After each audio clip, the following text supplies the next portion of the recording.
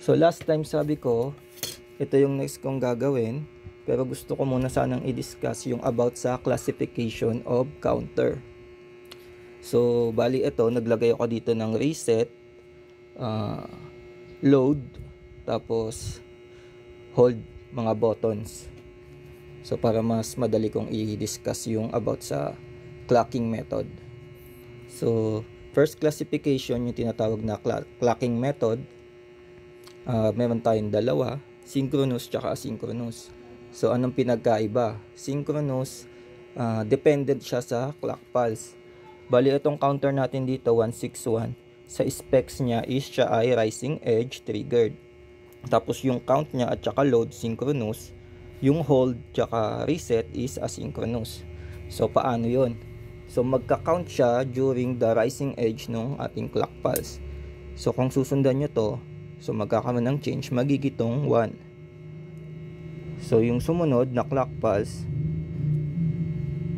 so magkakaroon ulit ng change dito. Lagyan natin dito 2. So bakit dito? Kasi may load na pulse na dumating. So magkakaroon ba dito ng load na function or something?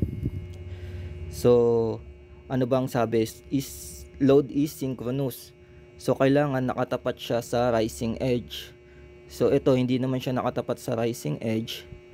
So same pa rin siya 2. Hindi magpa-function yung load natin. So may sumunod naman na pulse na dumating galing sa reset. So yung reset natin is asynchronous. So hindi niya kailangan nakatapat sa clock pulse or sa rising edge. So automatic magkakaroon tayo dito ng change. Magiging siyang 0. Reset. So may clock pulse ulit tayo dumating. So magkakaroon tayo dito ng change since wala namang ibang pulse. So magigitong 1. So meron tayo ditong hold na pulse. So since siya ay asynchronous, hindi niya kailangang nakatapat sa rising edge ng ating clock pulse. So wala palang change kasi hold. So 1 pa rin. So 1. Tapos meron tayo ditong clock pulse ulit. So wala namang ibang pulse.